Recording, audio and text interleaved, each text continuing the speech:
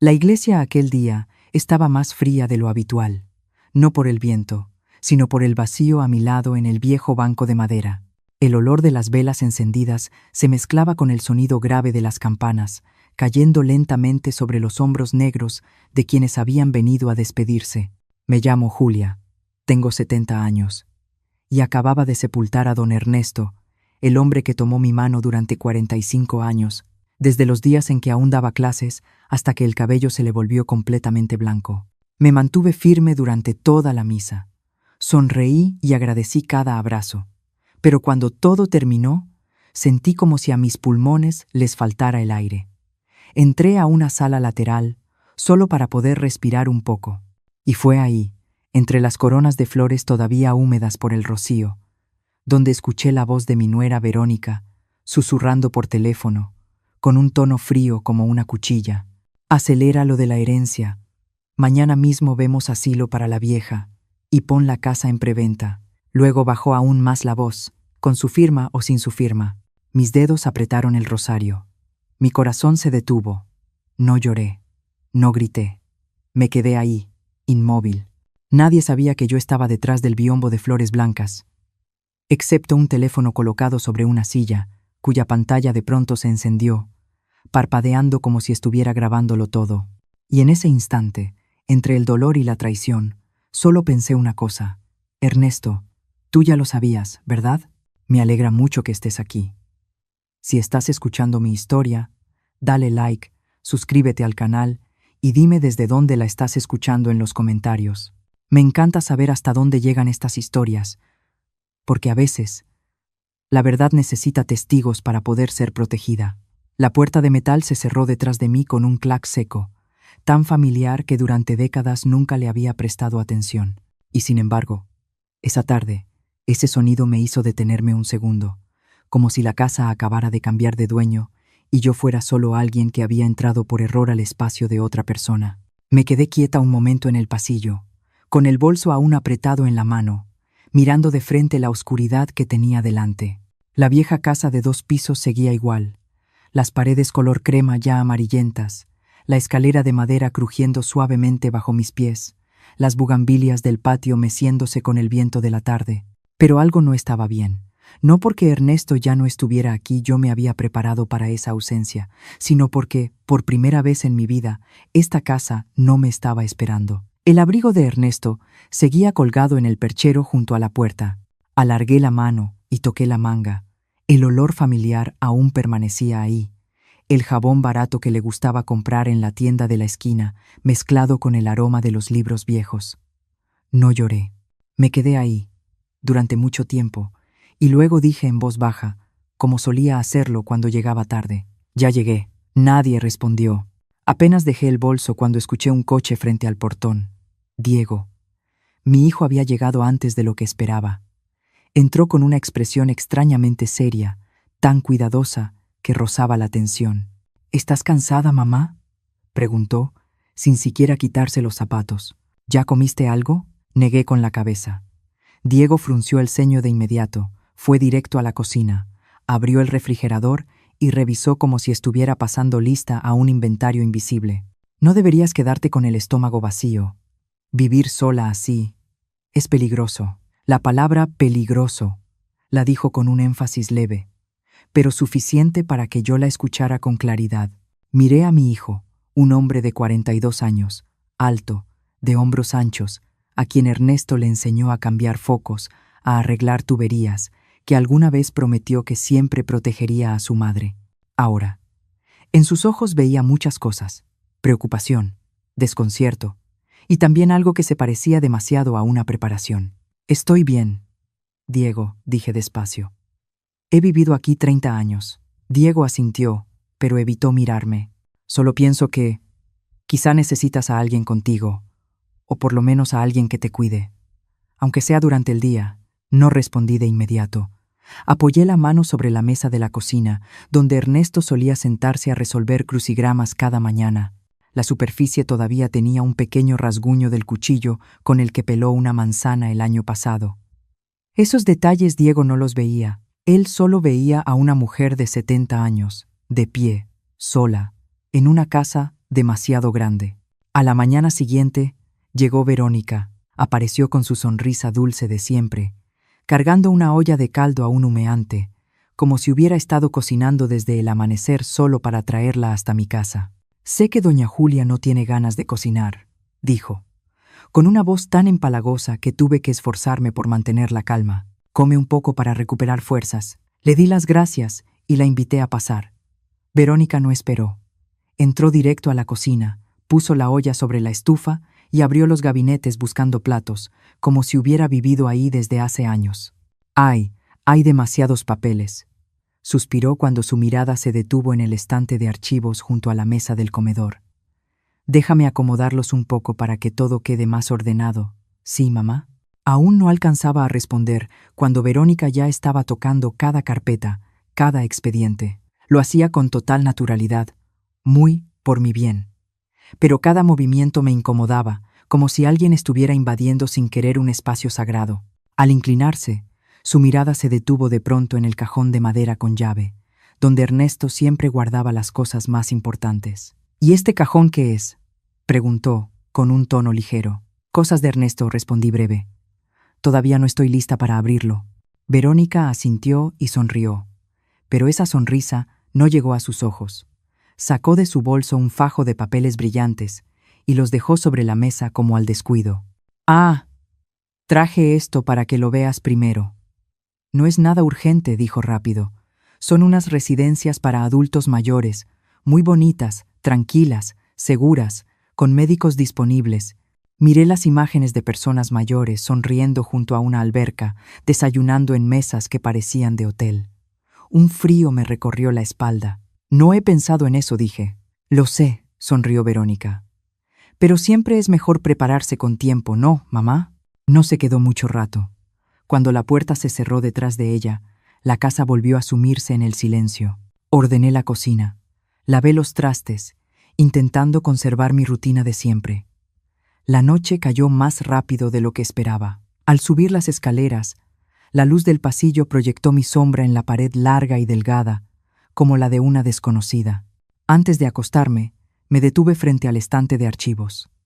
El cajón de Ernesto seguía cerrado, la llave intacta. Estaba segura de ello.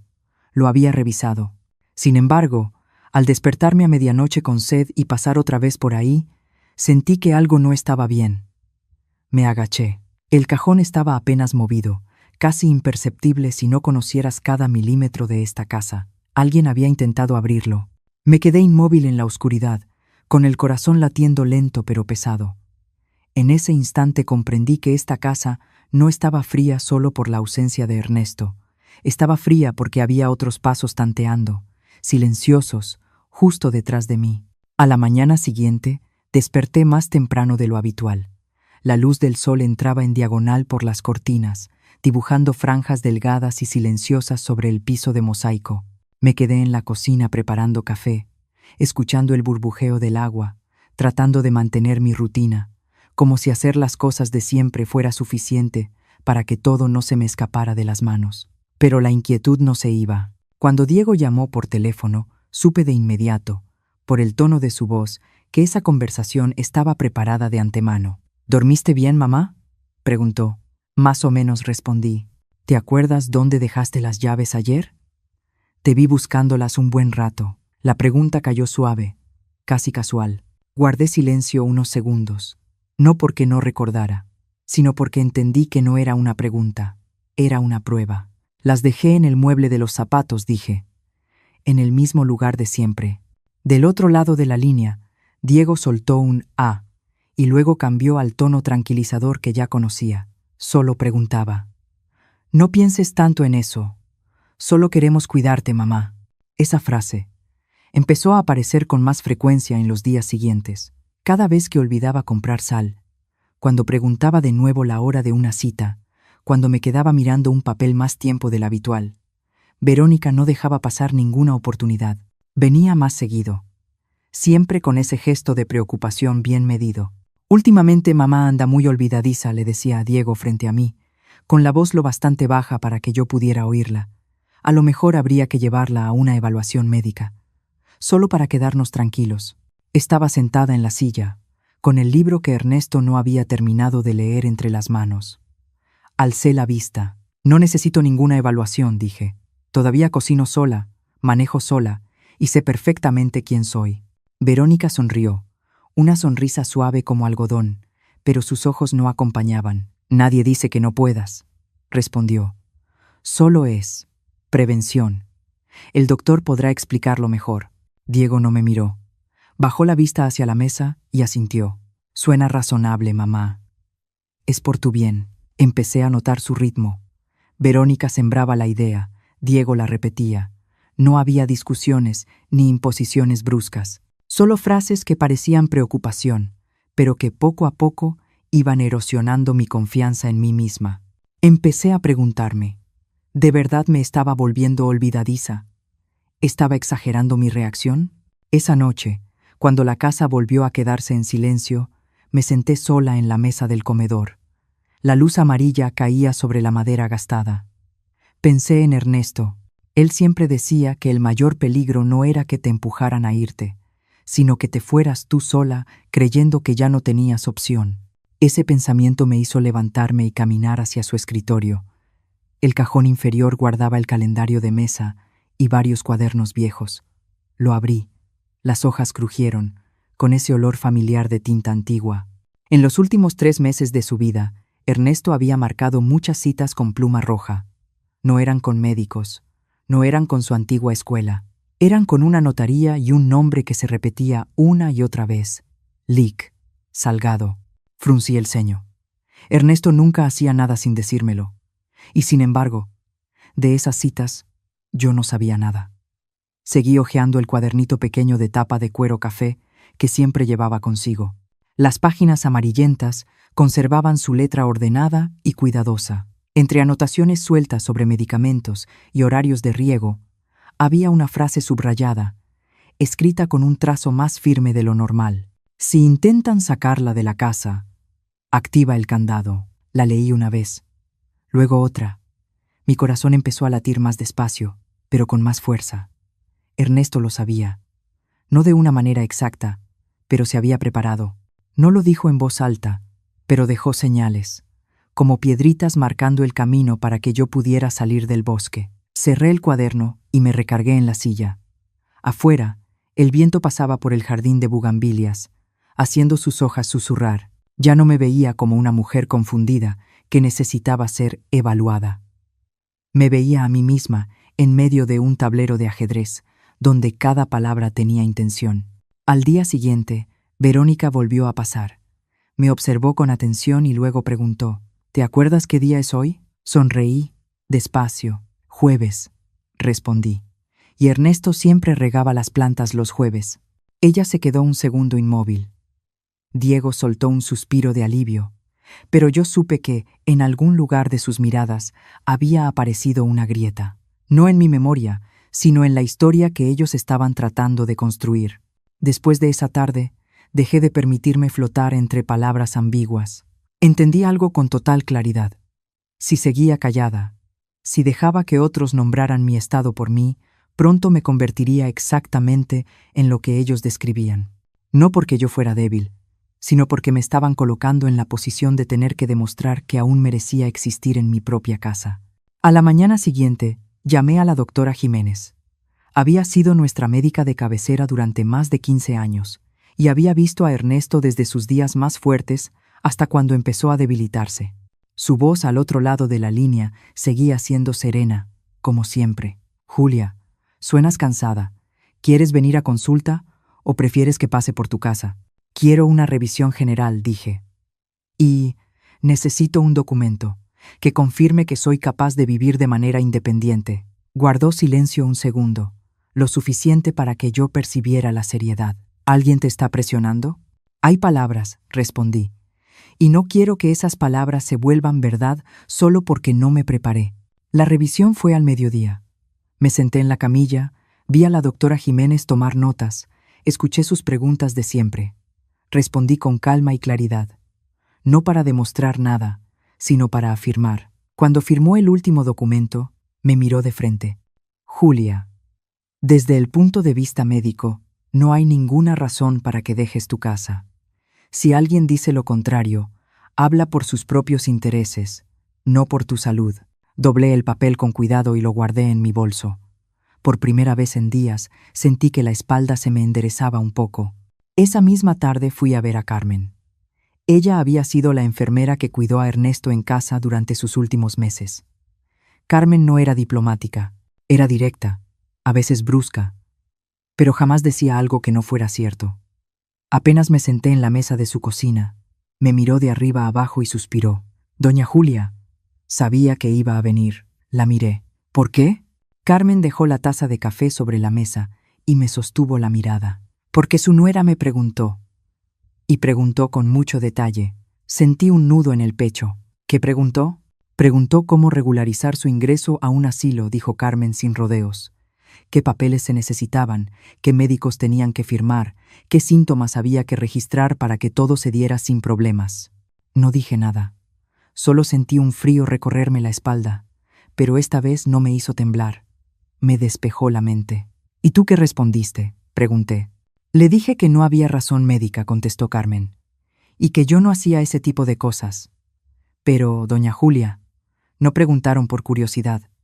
Preguntaron porque ya tenían un plan. Carmen miró alrededor de la cocina, como reevaluando cada detalle. «Usted no puede esperar a que toquen la puerta para reaccionar», continuó. «Tiene que prepararse, no para pelear, sino para mantenerse firme». Fue Carmen quien me presentó con la trabajadora social del centro de salud del barrio. Era una mujer menudita, hablaba con suavidad, pero tenía una mirada muy aguda. Llegó a mi casa una mañana tranquila, subió despacio cada escalón de la escalera y tomó notas con cuidado. «Esta casa puede seguir siendo habitable por muchos años más», dijo. «Solo hacen falta algunos ajustes pequeños». Hablamos de barras de apoyo en el baño, de una iluminación más fuerte en la escalera, de un botón de emergencia junto a la cama. Nada tenía el olor de un asilo. Eran simplemente cambios para que yo pudiera seguir viviendo aquí a mi manera. Asentí, memorizando cada detalle. Cada línea de esas notas era como colocar un ladrillo más bajo mis pies. Esa noche, cuando Diego llamó por teléfono, hablé con total calma. «Estoy haciendo algunos ajustes en la casa, para que sea más segura». «¿Ves?», dijo él, un poco sorprendido. «Te lo dije. Es lo mejor para ti». «Sí», respondí. «Y esta vez es decisión mía». Diego guardó silencio. No les conté que había hecho una cosa más. Llamé a un cerrajero para cambiar la cerradura vieja, la que Ernesto había usado durante 10 años, y mandé instalar un timbre con cámara. El técnico me preguntó: «¿Le preocupa la seguridad?». «Me preocupa la tranquilidad», respondí. Esa noche dormí mal. Cerca de la medianoche, el teléfono sobre el buró vibró suavemente. Encendí la pantalla. La cámara mostraba la entrada, la luz amarillenta del alumbrado público, y Verónica de pie ahí. No tocó el timbre. Solo se acercó a la puerta, con el teléfono pegado al oído, la voz baja pero clara para el micrófono. «Mañana firmamos». Me incorporé en la cama, con el corazón latiendo parejo, sin pánico. En ese instante, todas las piezas se encajaron con una claridad fría.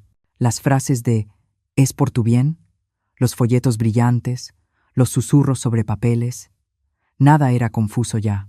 Dejé el teléfono sobre la mesa y miré alrededor del cuarto familiar. El olor del abrigo de Ernesto seguía ahí, y por primera vez desde que él se fue, supe algo con certeza. No estaba sola. Tenía la verdad, tenía pruebas, y estaba aprendiendo a protegerme, paso a paso, despacio, pero con firmeza. Esa tarde, el sol entraba a la sala en ángulo, lo suficiente para ver el polvo flotando en el aire, pero no para disipar la tensión que ya estaba esperando detrás de la puerta. Escuché un coche detenerse, el portón de metal abrirse y luego pasos conocidos, pero ya no cercanos. Me puse de pie, acomodé el chal y me recordé respirar con calma. Diego entró primero, con una sonrisa rígida y un abrazo apresurado. Verónica venía detrás, tan animada que me cansaba solo verla. Y tras ellos, una mujer que nunca había visto, vestida con sobriedad, el cabello recogido, una carpeta en la mano. Verónica la presentó rápido, como temiendo que yo preguntara más. «Ella es una evaluadora. Solo viene a platicar un poquito, mamá. No te preocupes. Solo un poquito. Pero no se sentaron de inmediato. La mujer se quedó de pie en medio de la sala, mirando alrededor, deteniéndose en la escalera y luego en la foto de bodas de Ernesto y mía. Los invité a sentarse. Ella asintió, colocó la carpeta sobre sus piernas y habló con voz neutral. ¿Empezamos? Sentí que la habitación se encogía, no por la cantidad de gente, sino porque los roles ya estaban repartidos. Ellos preguntaban. Yo tenía que responder. ¿Qué día es hoy? Preguntó. Jueves, respondí. ¿Qué mes? Abril. ¿El nombre del presidente actual? Claudia Sheinbaum Pardo. Tomó nota sin mostrar emoción. Diego me miraba con una mezcla de expectativa y nerviosismo, como si bastara que yo fallara un segundo para tener el pretexto de levantarme de la silla. Verónica estaba sentada derecha, las manos sobre las rodillas, los labios apenas apretados, la postura de quien confía plenamente en un guión ya ensayado. ¿Dónde se encuentra ahora? La siguiente pregunta llegó rápido. En mi casa, dije, mirándola de frente. La casa de mi esposo y mía. Hubo un breve silencio. Escuché el tic-tac del reloj de pared. Entonces la mujer cerró la carpeta, como si la parte del ataque sorpresa hubiera terminado. Verónica se inclinó de inmediato, cambiando el rumbo de la conversación con ese tono preocupado que ya conocía. Ve, mamá, respondiste muy bien, pero la casa, miró hacia la escalera, es empinada, la barandilla es vieja, y tú eres terca, no quieres hacer cambios. Nosotros solo nos preocupamos. Terca. La palabra cayó en medio de la sala, pesada. Antes de que yo respondiera, Diego intervino, con la voz más suave. Mamá, es por tu bien. No queremos obligarte. Apoyé ambas manos en los brazos de la silla, sintiendo la madera fría. Tengo cita con el médico, dije con calma, y una carta que confirma mi estado de salud. Saqué el sobre del cajón de la mesa auxiliar ya preparado, colocado ahí antes de que llegaran, y se lo entregué a Diego. Él lo abrió y leyó despacio. Su expresión cambió apenas, como cuando alguien descubre un detalle que no estaba en el mapa. Verónica se inclinó, miró de reojo y sonrió. Que el doctor diga eso es bueno. Pero una evaluación integral sigue siendo necesaria. Las escaleras, el piso resbaloso, la noche. ¿No lo ves? Lo veo, respondí. Y lo estoy resolviendo. Mi respuesta la desconcertó un poco. Abrió la boca para seguir hablando, pero yo ya me había levantado y caminado hacia la puerta de la cocina. Carmen llamé. Carmen apareció enseguida, como si hubiera estado esperando en la casa de al lado. Entró a la sala, miró a cada uno y se sentó a mi lado sin que nadie la invitara. Su presencia cambió el ambiente. La mujer de la carpeta aclaró la garganta. Diego exhaló. Verónica se acomodó el vestido. Carmen es la enfermera que cuidó a Ernesto, dije.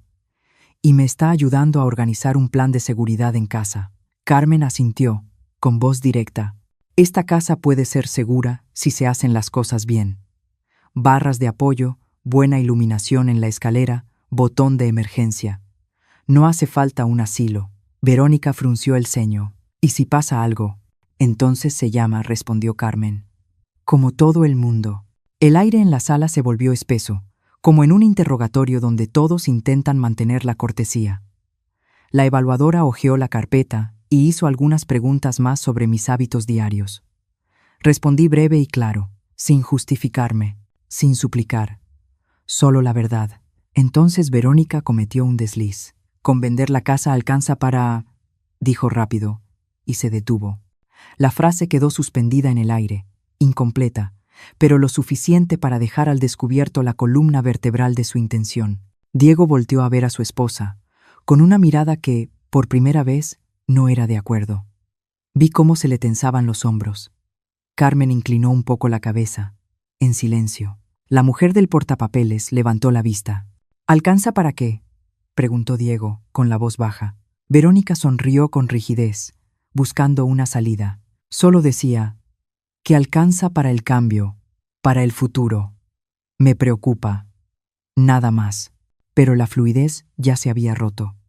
Yo no necesitaba decir nada más. La duda de Diego era real, frágil pero evidente. Miró el papel que tenía en las manos y luego me miró a mí, como si por primera vez colocara una imagen junto a la otra, a su madre, y el guión que alguien ya había escrito. Aquí terminamos, dije. Suave pero firme. Por hoy es suficiente. La evaluadora guardó su libreta, se puso de pie y dio las gracias. Diego se despidió de Carmen, con una mirada llena de incomodidad. Verónica se quedó un segundo más, como si estuviera considerando una última frase, pero desistió. Cuando la puerta se cerró, la sala soltó un suspiro largo. Me senté, sintiendo que mi corazón seguía latiendo con calma. No había victoria ni derrota, solo un telón que se había corrido un poco, dejando pasar la luz justa para obligarnos a mirar. Apenas se cerró la puerta, la casa quedó envuelta en un silencio espeso. Me quedé de pie unos segundos, escuchando los pasos alejarse por el porche y sintiendo cómo mi pulso se desaceleraba. Carmen tocó mi mano con suavidad, un gesto breve pero firme. Lo hizo muy bien, dijo. Asentí, la acompañé hasta la puerta y regresé a la sala. La luz del sol había cambiado de ángulo y caía ahora sobre la foto de bodas colgada en la pared. Ernesto sonreía en la imagen, con esa calma suya, como si estuviera siguiendo cada movimiento de esta casa. Apenas me senté, escuché la puerta abrirse. No fue un golpe ni un timbrazo, sino el sonido familiar de una llave. Renata entró, la mochila colgada de un solo hombro, los tenis aún con polvo del patio de la escuela. Se detuvo al verme sola, con la mirada llena de preguntas. «Abuela, ¿ya se fueron?» «Sí», respondí. «¿Llegaste temprano?» Renata dejó la mochila en la silla, pero no se sentó de inmediato. Se quedó de pie un momento, como midiendo el aire. Reconocí esa vacilación. Ernesto solía decir que Renata se parecía a mí en eso. Antes de decir algo importante, siempre necesitaba una respiración profunda. «Abuela», dijo en voz baja, «hay algo que quiero decirte». Moví una silla, invitándola a sentarse. Ella negó con la cabeza y sacó primero el teléfono del bolsillo. La pantalla se encendió. No sé por dónde empezar. Esperé. «Habla como tú sabes». Renata me tendió el teléfono. En la pantalla había un mensaje. Leí despacio. Cada palabra aparecía clara, fría. «La casa va a estar vacía en 4 a 6 semanas. Prepárate para la publicación. Mantén esto en secreto». Debajo estaba el nombre del destinatario, un agente inmobiliario. Levanté la vista. Renata me miraba, con los ojos mezclando miedo y determinación. «Lo mandó mi mamá», dijo. Lo vi cuando dejó el teléfono sobre la mesa. Yo no quise espiar, pero la notificación apareció. La habitación pareció inclinarse apenas un poco. No por sorpresa, sino por el tiempo que marcaba ese mensaje. 4 a 6 semanas. Un plazo concreto, suficiente para convertir cualquier preocupación por mamá en un plan claro. «¿Se lo dijiste a alguien?», pregunté. Renata negó con la cabeza. «Mamá me dijo que no le dijera nada a la abuela. Dijo que, si me portaba bien, este verano me llevaría a Cancún con mis amigas». Tragó saliva. No sabía qué hacer. La abracé. Sus hombros estaban más delgados de lo que recordaba. El olor familiar del jabón, el aroma de la juventud. Mi corazón se apretó y se calentó al mismo tiempo, una contradicción tan intensa que tuve que cerrar los ojos un segundo. «Hiciste lo correcto», le dije. «Gracias». Renata apoyó la frente en mi hombro. «No quiero que se lleven a la abuela», susurró. El abuelo no querría eso. Esas palabras me hicieron apretar los brazos con más fuerza. Ernesto. Su nombre resonaba en cada respiración de esta casa. «Tu abuelo estaría muy orgulloso de ti», dije, sin saber si se lo decía a Renata o a mí misma. Renata se separó, respiró hondo y volvió a tomar el teléfono. «Hay otra cosa», dijo, con la voz aún más baja. No estoy segura de si debería enseñártela. Dime». Renata abrió una carpeta. Le temblaban un poco los dedos. «En el funeral, cuando todos salieron, regresé al cuarto lateral para buscarte. Vi un teléfono sobre una silla. La pantalla estaba encendida. Estaba grabando». Sentí un escalofrío recorrerme la espalda. «¿Grabando qué?». Renata presionó reproducir. Al principio solo se escuchaban ruidos, voces lejanas. Luego la voz de Verónica apareció, más clara de lo que yo hubiera querido, fría y apurada. «Acelera lo de la herencia. Mañana mismo vemos asilo para la vieja. El audio se detuvo justo donde yo lo había escuchado aquel día. Levanté la mano, indicándole a Renata que lo apagara. Lo encontré, dijo. No sé de quién era. Lo guardé, porque tuve miedo. Me quedé muy quieta. No hubo una ola de emociones, solo confirmación. Todas las dudas, todas las piezas, ahora encajaban. Dejé el teléfono sobre la mesa, con cuidado, como si fuera algo frágil. Lo guardaste con mucho cuidado, dije. Hiciste bien. Renata me miró, buscando alguna señal de pánico, una reacción grande. Al no encontrarla, pareció sorprendida. Abuela, ¿no tienes miedo? Pensé un momento. Sí, respondí. Pero no como tú crees. Tengo miedo de que, si no conozco la verdad, me saquen de aquí sin siquiera entender por qué. Renata asintió, como si eso finalmente tuviera sentido. Se sentó en la silla y dejó la mochila a sus pies. Mamá se va a enojar conmigo, dijo. Tal vez, respondí. Pero elegiste el lado correcto. Nos sentamos uno junto al otro un rato. Escuché los coches pasar por la calle, el viento moviendo suavemente las bugambilias. El tiempo seguía su curso con una normalidad casi cruel. Quédate a cenar, le dije. Abuela va a cocinar lo que le gustaba a tu abuelo. Renata sonrió, una sonrisa leve pero sincera. Sí, me levanté y fui a la cocina. Al abrir el cajón para sacar el cuchillo, pensé de pronto en el cajón con llave de Ernesto, en la frase del cuaderno. Activa el candado. Entendí que ese candado no era solo una cláusula o un papel, también eran las personas que estaban de mi lado, las verdades guardadas en el momento justo. Renata se quedó en el umbral de la cocina, mirándome picar las verduras. Abuela dijo, si mamá pregunta, ¿qué digo? No me giré de inmediato. Dices que estás aquí, respondí, y que no mientes. Renata asintió. La cocina empezó a calentarse con el olor del aceite. Sentí con mucha claridad algo. Aunque el camino por delante tuviera muchas curvas, no lo estaba recorriendo sola. La oficina del licenciado Salgado estaba en una calle arbolada, donde el sol del mediodía mexicano caía sobre el pavimento viejo en franjas delgadas de luz. Al entrar, el olor a papel antiguo mezclado con tinta fresca me hizo recordar las juntas de padres de familia de Ernesto, ese mismo olor solemne, pero hoy más pesado, como si cada palabra tuviera su propio peso. El ventilador de techo giraba despacio, con un zumbido constante, haciendo que el silencio del lugar se sintiera aún más denso. Nos sentamos alrededor de la mesa de madera oscura. Coloqué mi bolso junto a la silla, y mi mano tocó el borde casi sin pensarlo ahí, donde había guardado con cuidado la constancia médica y el teléfono de Renata. Diego estaba frente a mí, la espalda recta pero los hombros tensos. Verónica se sentó a su lado, postura impecable, la mirada recorriendo el despacho como si midiera cada detalle. El licenciado Salgado apareció con un expediente grueso, lo colocó frente a él y acomodó los documentos con movimientos tan habituales y tranquilos que me obligaron a respirar hondo. Empezamos, dijo, con voz grave y pareja. Las primeras líneas pasaron como agua. La casa, las cuentas conjuntas, el seguro todo leído, con un ritmo neutro, casi impersonal. Escuché mi nombre resonar en el espacio cerrado.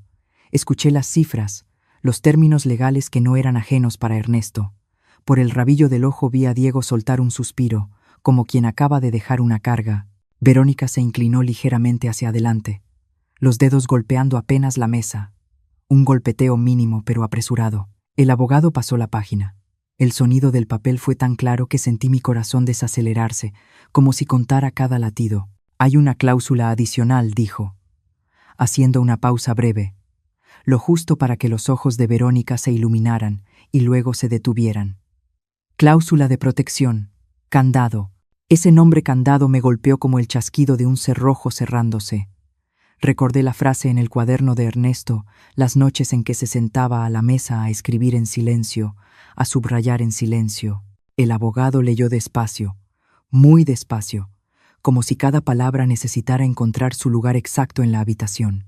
Si yo era obligada a salir de mi casa sin una evaluación independiente de 2 médicos que confirmara una necesidad médica, si existía cualquier indicio de coerción o engaño para forzar mi salida, Entonces la casa no pasaría a Diego en el futuro.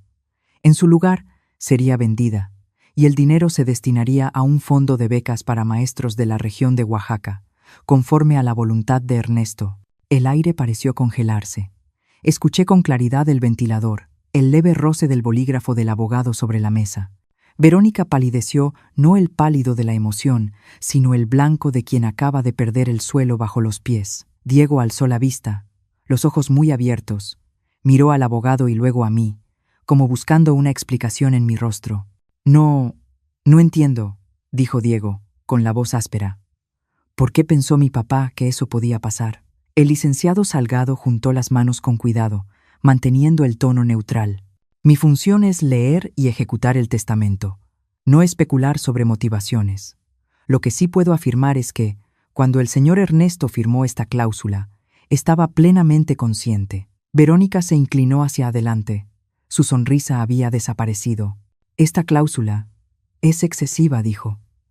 Nadie está obligando a Julia. Solo nos preocupamos. Señora, respondió el abogado, el documento no evalúa intenciones, sino conductas, y existen medidas adicionales de verificación. Pasó a otro conjunto de documentos. La modificación del testamento fue grabada en video, con una evaluación cognitiva completa. Además, el señor Ernesto dejó una carta personal para cada una de las personas involucradas. Sentí un calor subir al pecho, no por triunfo, sino por la presencia tan clara de Ernesto ahí mismo, en ese despacho, a través de cada detalle que había dejado preparado. Miré la superficie de la mesa. Las vetas de la madera se veían nítidas, como líneas de la mano de una vida entera. Hay más, continuó el abogado, con el mismo tono, aunque percibí que Verónica contenía la respiración. Existe una cláusula de protección adicional. En caso de que haya pruebas de que alguien intentó internar a Julia en una institución por motivos financieros, incluyendo grabaciones, mensajes o testimonios válidos, esa persona no podrá acceder a ningún bien relacionado. Esta cláusula fue diseñada para activarse sin necesidad de un litigio prolongado. La frase cayó sobre la mesa como otro cerrojo encajando en su lugar. No miré a Verónica, pero sentí un cambio sutil en su respiración, un ritmo acelerado, luego contenido. Diego se llevó la mano a la frente, se la frotó con suavidad, la mirada perdida en algún punto lejano. ¿Esto es definitivo?, preguntó Diego. Es definitivo dentro del alcance del testamento, respondió el abogado. Lo demás depende de cómo la familia ejecute y respete las cláusulas. Toqué el bolso sin sacar nada. No hacía falta. La verdad ya tenía su lugar en el papel, en los expedientes, en los videos y en las cartas que reposaban en silencio, esperando ser abiertas en el momento correcto. Vi a Diego girarse hacia mí, con una mirada mezclada de desconcierto y algo parecido al arrepentimiento. Verónica bajó la vista y acomodó el dobladillo de su falda, un gesto mínimo que decía más que cualquier justificación. El abogado cerró el expediente. El sonido de las tapas fue breve pero concluyente. Si no hay más preguntas, daremos por concluido el trámite de hoy. Levanté la vista y encontré la suya. Tengo una, dije, con voz firme. Quiero confirmar. ¿Estas cláusulas tienen efecto inmediato? Tienen efecto, respondió. A partir del momento de la firma y la protocolización, asentí. No fue el asentimiento de alguien recién protegido, sino el de quien entiende que, a partir de ahora, cada paso se medirá con transparencia. Vi a Diego inhalar profundo, como si estuviera aprendiendo a respirar en una habitación donde acababa de cambiar la presión. Verónica permaneció inmóvil, las manos entrelazadas, en silencio, un silencio muy distinto a los anteriores. Cuando el bolígrafo se dejó sobre la mesa, cuando los documentos volvieron a acomodarse y el ventilador de techo siguió girando con su ritmo parejo, me di cuenta de que el despacho ya no pesaba como al entrar. No porque el conflicto se hubiera disipado, sino porque los límites habían quedado trazados, claros e imposibles de difuminar. Y en ese silencio, escuché con nitidez la voz de Ernesto, no con los oídos, sino con la calma que empezaba a regresar a mí. Llegamos a casa cuando el sol de la tarde ya se había retirado un poco del porche, dejando manchas de luz pálida sobre el piso. Apenas se cerró la puerta, el aire de la cocina cambió de inmediato, como si alguien hubiera girado una válvula invisible. Verónica dejó el bolso sobre la mesa con un golpe seco y se volvió hacia mí de golpe. Sus ojos ya no guardaban la compostura habitual. Eran filosos y ardientes, como una tormenta contenida por demasiado tiempo. ¿Ya está satisfecha?, soltó Verónica, sin rodeos. Aferrarse a esa casa, aferrarse a todo y llamarlo protección. Está reteniendo el futuro de sus nietos. Diego estaba junto al fregadero, las manos apoyadas en el borde de piedra, como si necesitara un punto de apoyo.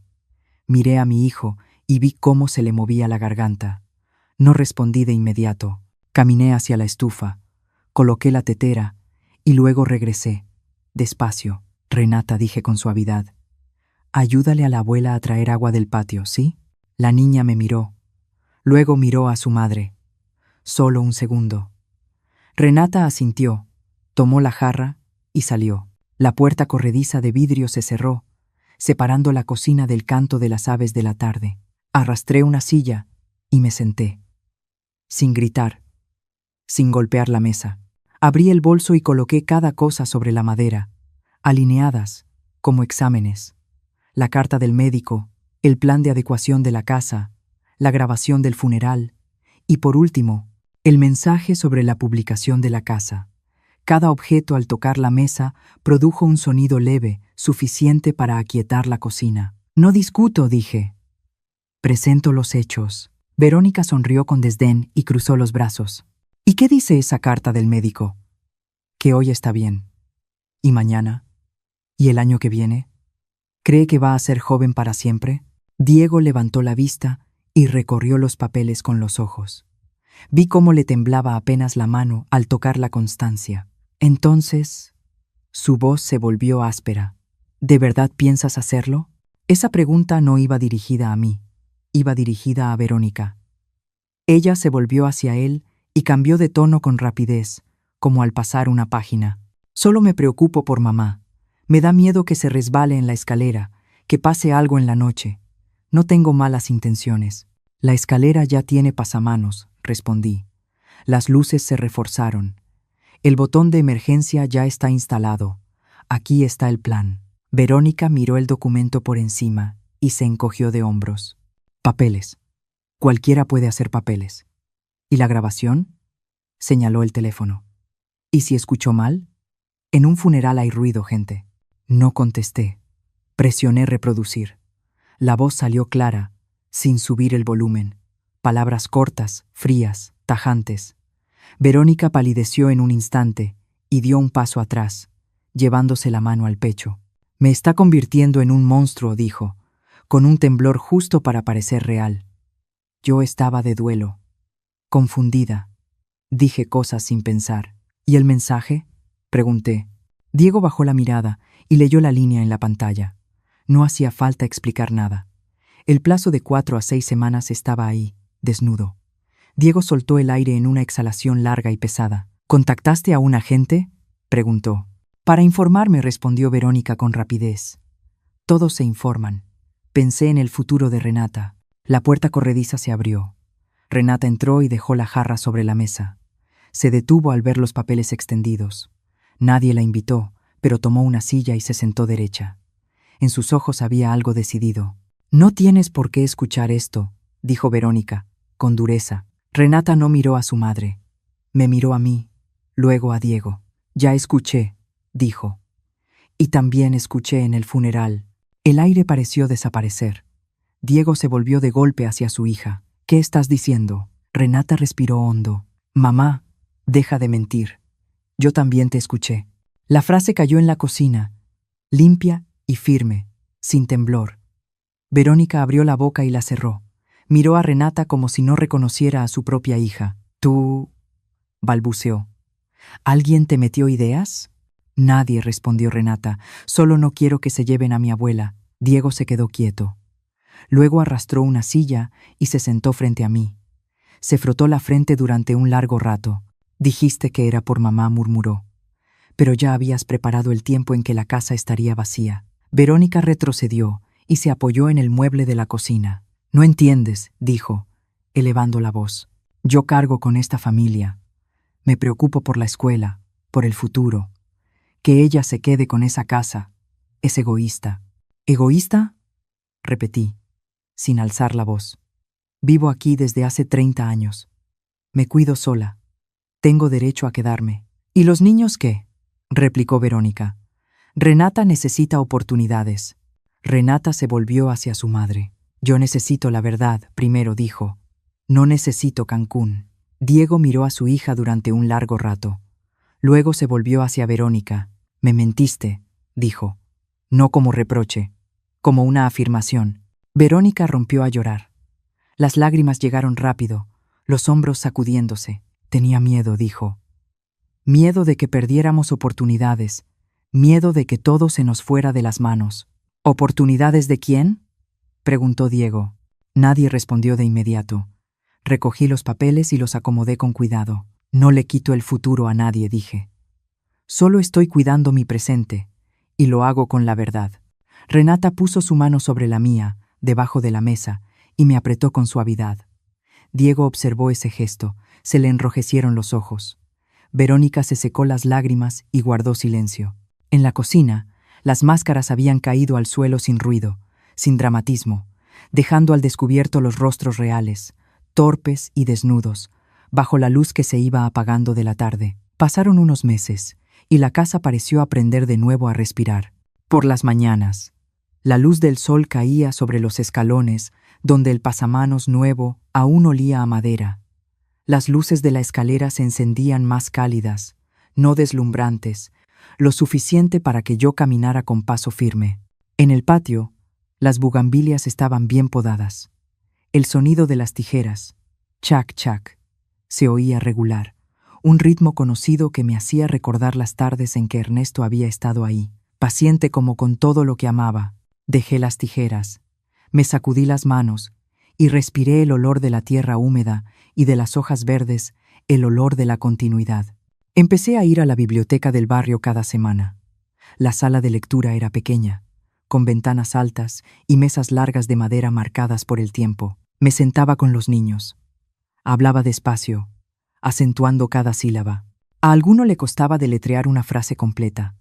Cuando por fin la leía de corrido, se le iluminaban los ojos como si hubiera abierto una puerta. Yo sonreía, pensando que, si Ernesto estuviera ahí, asentiría sin decir nada, solo asentiría. Esas tardes volvía a casa más ligera, como si hubiera dejado atrás una carga sin nombre. Por las noches, Renata se sentaba en la mesa de la cocina, los cuadernos ordenados, el lápiz marcando un ritmo muy suave. Yo preparaba café de olla. El aroma de la canela y el piloncillo se expandía, cálido y familiar. La niña levantaba la vista y hacía una pregunta sobre la lectura. Yo respondía sin prisa. La cocina volvía a llenarse del murmullo del estudio, del sonido de la cuchara tocando la taza, del pasar de las páginas. La casa revivía, no con estruendo, sino con constancia. Diego venía con más frecuencia. A veces llegaba con la familia, otras, solo. Cuando venía solo, se sentaba en la silla junto a la ventana, miraba hacia el patio y guardaba silencio más tiempo que antes. Hablábamos con frases cortas sobre reparar la cerca, sobre las clases de Renata, sin tocar lo que se estaba resquebrajando en su matrimonio, aunque esa grieta estaba ahí. Yo lo veía en la manera en que dejaba de pedir la opinión de otros antes de hablar, en cómo apoyaba la mano en la mesa, como recordándose a sí mismo mantenerse firme. Hubo tardes en que se quedó a ayudarme a cambiar un foco. La mano le temblaba un poco y luego reía para restarle importancia. Yo no preguntaba más. Hay cosas que basta con verlas. Una tarde fui al panteón. El viento pasó entre las hileras de árboles, trayendo el olor del pasto recién cortado. Coloqué las flores y alicé el listón. No hubo discursos. Susurré, muy quedo, como si temiera despertar a alguien que dormía. Tenías razón. No me quebré. El viento movió las hojas. No supe si era respuesta o solo viento. Me quedé un momento más y luego me di la vuelta, con el paso más seguro al marcharme. Los cambios pequeños continuaron. El botón de emergencia junto a la cama, el calendario de mantenimiento pegado con cuidado en el refrigerador, el número de Carmen escrito con plumón oscuro. Nada de eso me hacía más joven, pero me daba tranquilidad. Ya no tenía que demostrar nada, simplemente vivía. Una noche, mientras Renata aún batallaba con la tarea, el timbre de la cámara sonó suavemente en mi teléfono. Miré la pantalla, la entrada, la luz amarilla del alumbrado público, y Verónica de pie, frente al portón. No había prisa en su postura, ni desafío, solo cansancio. Salí al porche. El aire nocturno estaba fresco, con olor a flores húmedas. Verónica levantó la vista al verme. En sus manos no había documentos ni sobres, solo un gesto contenido, casi torpe. No vengo a pedir nada, dijo. Solo a decir que entendí. Guardé silencio. No supe poner límites, continuó. Confundí el miedo con control. Y eso rompió cosas que no se arreglan con papeles. No asentí. No la consolé. Tampoco la rechacé. Abrí un poco más la puerta para que la luz de la casa alcanzara el porche. Los límites no se negocian, respondí. Se respetan. Verónica bajó la mirada. Asintió una sola vez y se dio la vuelta. El portón se cerró sin estruendo. No sentí alivio, sentí calma. Volví a la cocina. Renata levantó la vista desde sus cuadernos. ¿Todo está bien, abuela? Sí, le dije. Todo está en su lugar. Pasaron los meses. La casa siguió respirando.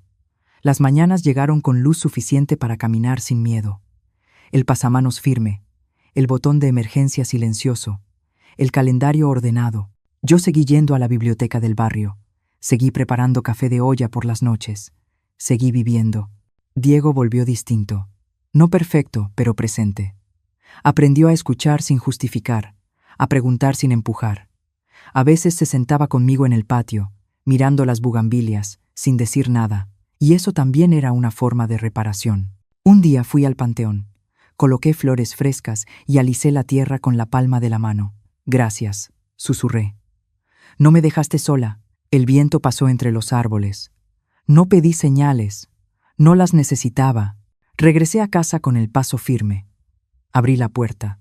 El olor familiar me recibió, y entendí algo con total claridad.